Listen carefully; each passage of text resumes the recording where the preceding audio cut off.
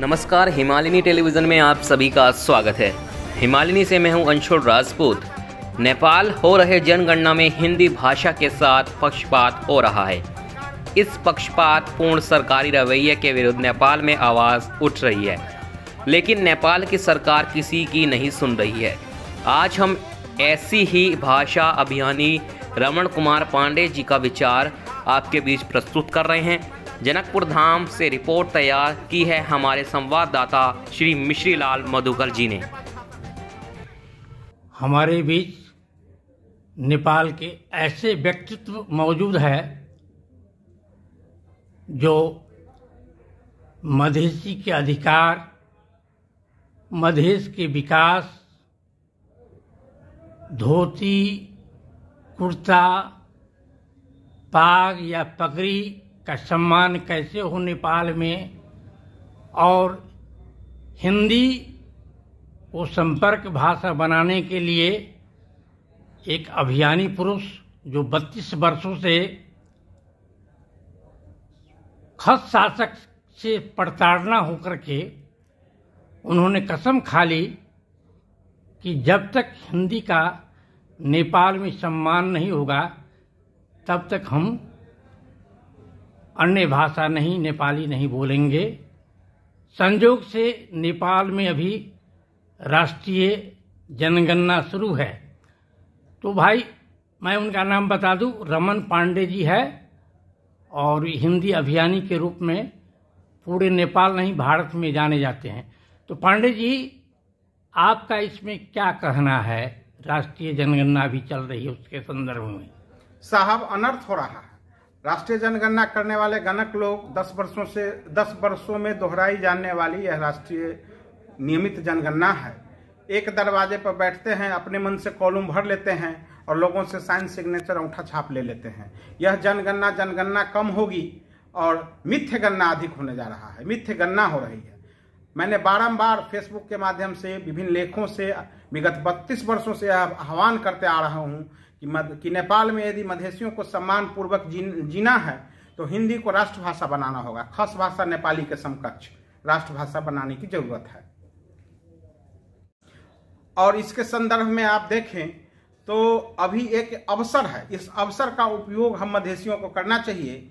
इस जनगणना में हिंदी को अधिक से अधिक लोग अपना मातृभाषा, संपर्क भाषा के रूप में स्थापित लिखवाने से होगा।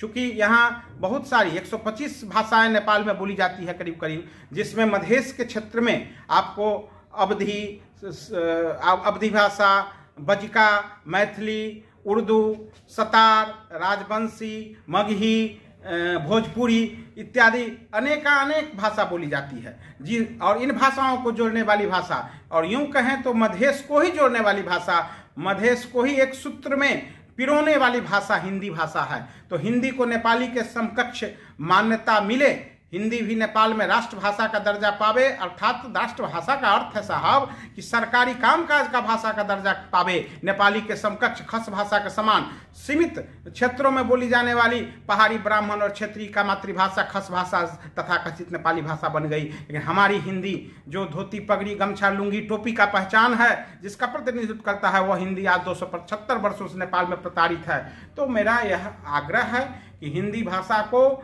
अधिक से अधिक लोग इस जनगणना में अंकित करवावें, लिखवावें अपनी भाषा के रूप में। अपनी मातृभाषा के अलावे हिंदी, मेरी तो मातृभाषा भी हिंदी है साहब। मेरी माँ पटना से आती हैं, मेरी दादी मोकामा की थी, पटने जिले की। तो बहुत सारे ऐसे लोग हैं जो भारत नेपाल के बीच में जिनका रिश्ता है, तो उन लोगों का भाषा हिंदी है। और सारा मधेसी, मैं तो यहां तक बारंबार अपने लेखों में लिखा हूं कि साहब, नफरत करने से होगा। राजा भी तो भारत से आए हैं। भारत हमारा पूर्वज राष्ट्र है, और पूर्वज राष्ट्र की भाषा नहीं है तो हमारी भाषा है। जब हम नेपाल आए, हमारे पूर्वज नेपाल आए, तो उस वक्त तो नेपाल था भी नहीं, तो पूर्वज नेपाल आए तो भाषा भी हमारे संग आई। तो हम अपने भाषा, अपनी संस्कृति, अपनी पहचान को कैसे छोड़ सकते हैं? तो मेरा कहना है कि हमारे अंश और वंश का सवाल है। इस पर हमारे अंश और वंश का सवाल है। तो अंश और वंश को सुरक्षित रखने के लिए हमें हिंदी भाषा को लिखवाना पड़ेगा।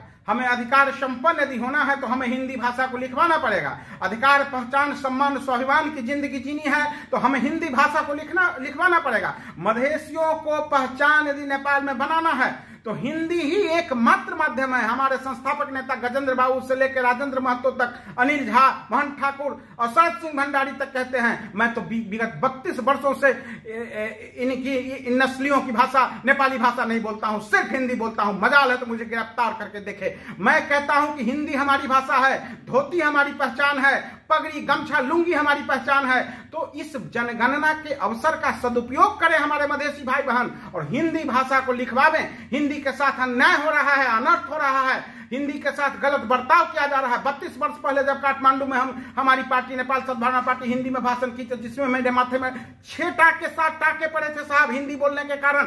तो मैं विद्यार्थी राजनीति में था। नेपाल विद्यार्थी सद्भावना मंच का संस्थापक मैं और अनिल कुमार झा, जो कई बार यहाँ अभी संघीय सांसद हैं अनिल कुमार झा, आप पूछे उनसे।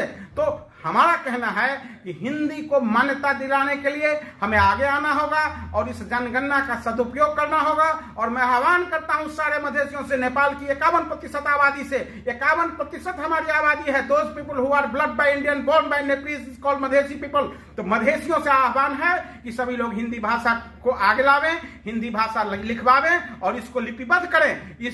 इसको उस जनगणना के कॉलम में हिंदी को लिखवावें और हिंदी को आगे बढ़ावें। हमारी पहचान सुरक्षित होगी और हम नेपाल में सुरक्षित होंगे। 51% अधिकार जो हमारी आबादी है 51% वह सुरक्षित होगा। बहुत बहुत धन्यवाद। धन्यवाद रमन पांडे जी, आप हिंदी अभियान में लगे हुए हैं। आपने हिमालय टीवी के लिए अपना बहुमूल्य समय दिया, इसके लिए बहुत बहुत धन्यवाद। मैं मिश्रीलाल मधुकर, हिमालय टीवी के लिए जनकपुर धाम से।